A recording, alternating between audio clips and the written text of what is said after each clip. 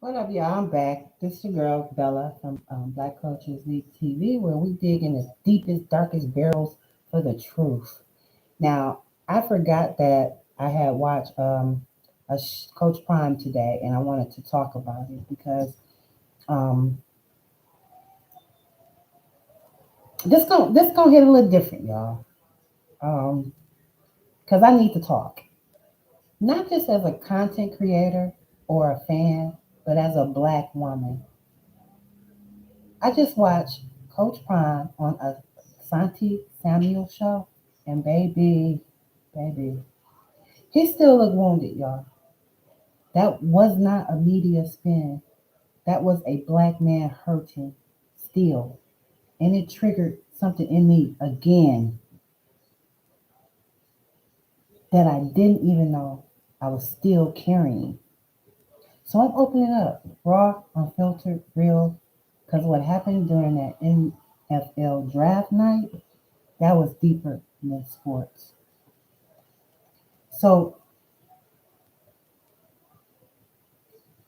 Coach Prime said he's still in prayer, right? So I'm going to let him talk for himself so that you can see for yourself.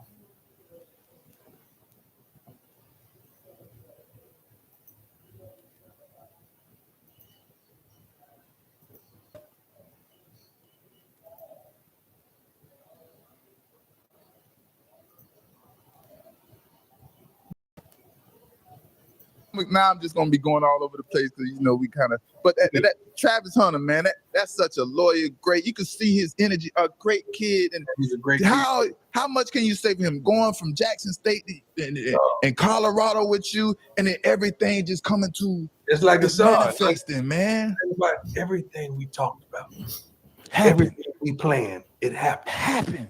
So ain't nobody can say, Lord. ain't nobody can hate, ain't nobody can naysay. I'm talking about everything. I'm talking about the script. Before he even committed, I say, son, if you just do this, this is what's gonna happen. That ain't This scary to you? I would then get we scared. then we went to, when fellas come here. Don't tell nobody we get ready to go to the next level because that's what God is placing me because this ain't about me no more. It's about y'all because I don't feel like y'all could get there from here to what all you want. Mm-hmm. You would have been a pro, but not a Heisman trophy. You'd have been this, but not that. Mm-hmm. So it's time for us to make a change. Mm-hmm. And several of my young men went with me from Jackson, man. But it was for moments like that, man. Like, the second pick in the whole draft and had everything going like it was supposed to. Would have had two top 10 or top 5 picks. But you don't even get me started with that. Oh man.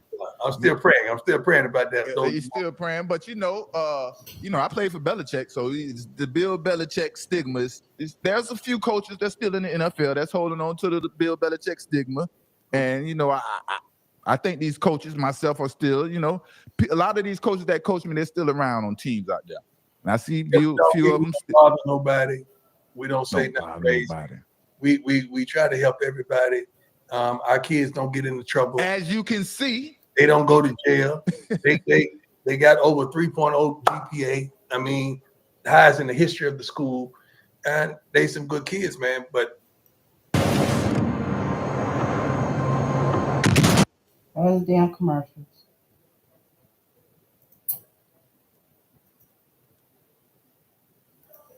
what?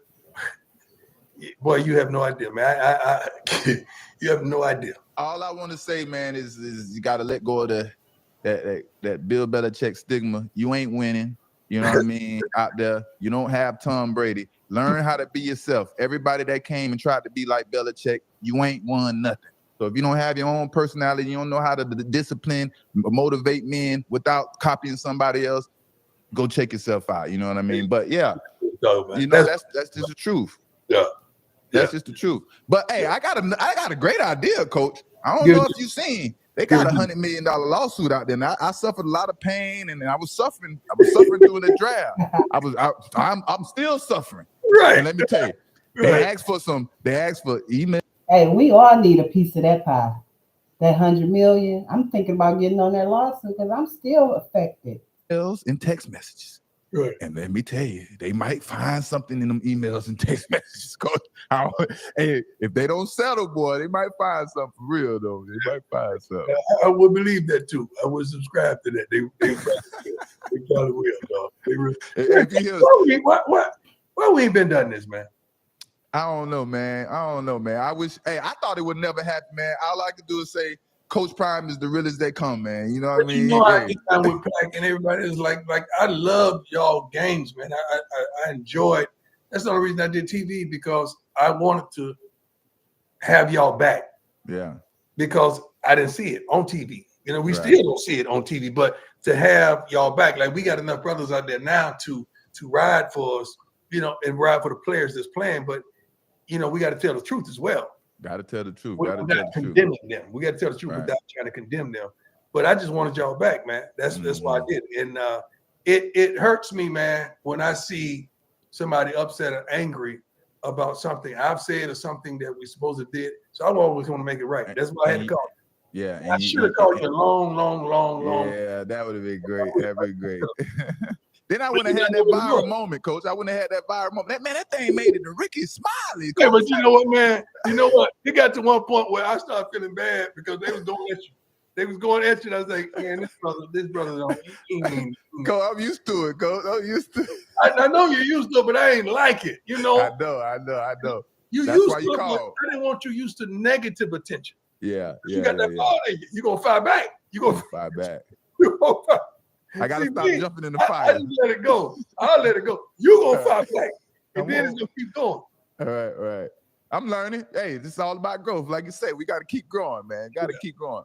But it's something you said a while back that I totally agree with, and it kind of resonated with me. You know what I mean? And I think you said something to the extent like there should be different jackets for Hall of Famers. Like, you know what I mean? Even if you're a first ballot Hall of Famer, it should be certain criteria you met to. Shouldn't be like, oh, we got to put 10 in. And I'm going to tell you what people don't know, man. The Hall of Fame costs too. It ain't.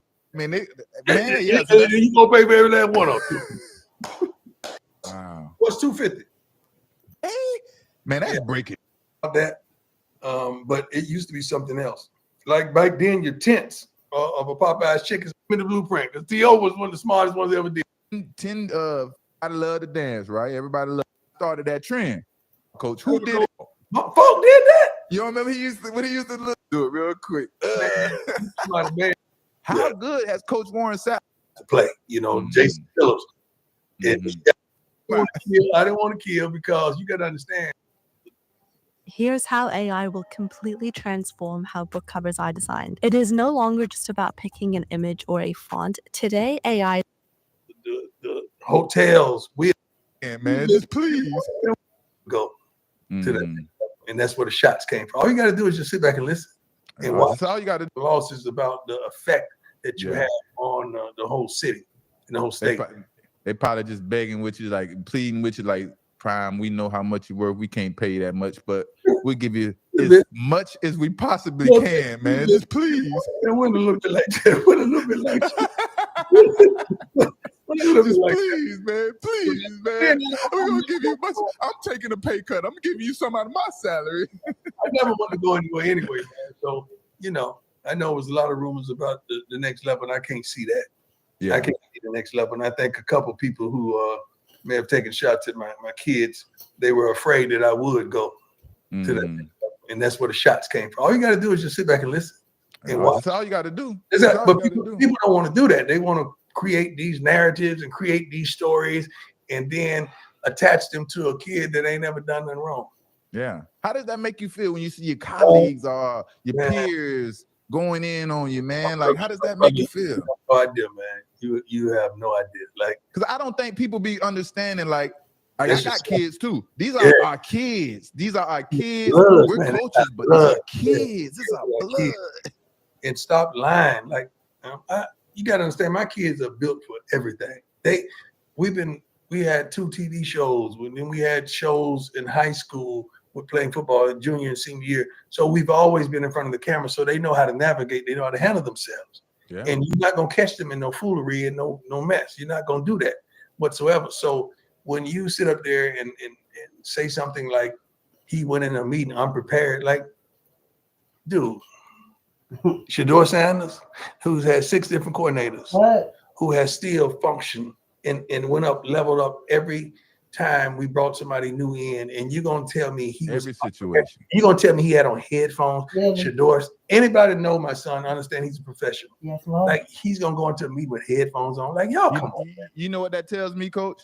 That tells me somebody was looking for something before they even came there. I was already looking for something. Yeah, that's looking true. for an issue, pre-planned. You know what I mean? But hey, bygones, bygones. Hey, man, we know you a dog. Your kid's a dog, and dogs gonna always rise to the top. You know what I mean? That's what I believe. You know what I mean?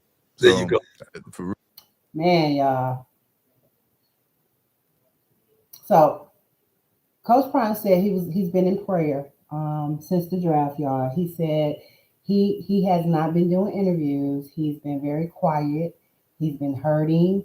He's been questioning people he thought had his back. Now imagine that one of the most respected culture shifting men in the game, Deion Sanders, is left speechless and in pain. And that ain't small because I don't think I've ever seen him having to shrink himself like that, like he did on draft day. And it affected me. I don't know if it affected you, but that's when I realized he wasn't just talking about football, y'all. He was talking about betrayal. He was talking about being misunderstood, about the pain of having folks in your circle let you down when you're vulnerable. That's the pain black folks carry all the time. That's the pain black women carry while watching our brothers be attacked or diminished in public. While we got to act like we ain't affected too. And that's where I was at, y'all. It affected me because I saw him have to shrink himself in public like that. And that was as close as I could imagine it being to buck breaking. And during the draft, I was watching Shador with so much pride. He sat there cool, confident, but I saw it. I saw the disrespect, the intentional overlooking. You know, the young man had stats, leadership, presence, but they played him like he was invisible. And y'all, I did. I broke down at home while watching the draft. I mean, I ain't talking about crying. I wept. I'm talking snot. I was shaking tears down my back because it just hit me when I was watching him. And I'm like, I felt like I was watching an 1840 play out of TV. I felt like buck breaking was happening in real time. And that's hard for me thing for me to say, but it's real. It triggered years of watching our black men be made to feel like they don't belong, like they don't earn humanity. And we, as black women, are expected to hold that in, smile, move on. But I couldn't. That moment cracked something in me, y'all. So to me, this ain't just about Coach Prime or Shador. This is about how they treat us when we walk in pride, when we dare to be unapologetic, when we refuse to bow, beg, or break. That's why they came for Shador. That's why they came for Coach Prime, because they won't shuck and jive. They walk in that room black, bold, and free. And people hate that, especially when it's done in front of white folks. Because if y'all remember, the whole thing didn't just start at the draft. Coach Prime and Shador went on a whole tour. They went to the SB Awards. They did all these things. And all that time they was plotting on them. They was plotting on them. Because they walked in all them rooms, black, bold, and free. And if you do your research and go backwards and just start researching and looking at those videos, at those events, you can see it. You can see the hate. You can see the setup, y'all.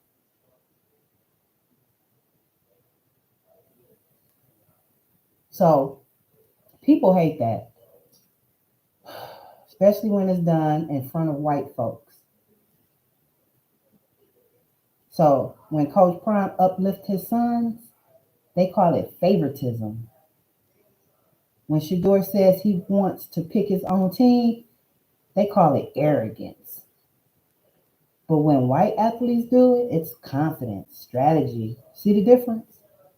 So black excellence makes people uncomfortable. Now we see it. When it ain't humble or begging for permission, huh.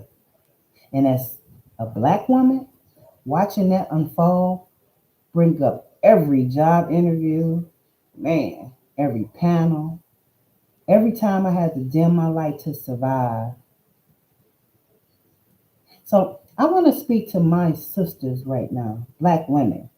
You felt that drive too, whether you cried or not, whether you knew it or not. You felt that gut punch watching Shador be dismissed. Could have been your son. You saw what they tried to do to Coach Prime, and you felt your own reflection in that. We carry so much, y'all. We advocate for our black men, for our black sons, for our black brothers, for our black kings, and we rarely get space to say, that hurt me too. But this gonna be our space. Right here, and I'm telling you, it's okay to admit it broke something in you. That it reminded you how this world still sees us and still don't understand our culture, our joy, or our pain. So Coach Prime is still in prayer. He's still healing, and so are we. And that's okay. We're going to give ourselves permission to feel, to cry, to be mad, to be triggered. But we're not going to stay there because the beauty is we still got power. We got platforms now. You heard Coach Prime. He said only reason he got on TV was because there was no black representation for the black athletes. That's why. We got community. We got each other. And that's what the people like in the Cleveland media, Mary Kay, that she doesn't understand that. That's why she behaved like she behaved today with Shador. She cannot believe we got community. We got each other. We got platforms. We got we're like a family. They are so fucking in awe with this and they don't know what to do. They can't believe that this one black man then brought all these people together because this ain't about Shador. I'm here for because of Coach Prime. Shador is a asset. I got here because of Coach Prime. He uplifted me and helped me out of depression from listening to him and reading his quotes and things like that over the years. So um, that's hard for these people to understand it, I guess. I don't know. But every time they try to silence us, we're gonna speak louder.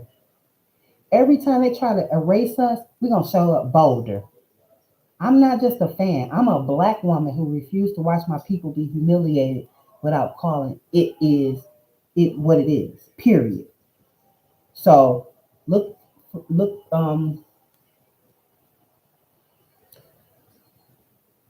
look for me much more on this channel. Um, and if you felt what Coach Prime said, drop a heart and talk to me, comment, share, post. Let's take this pain and flip it into power because we're not done. We just getting started, y'all.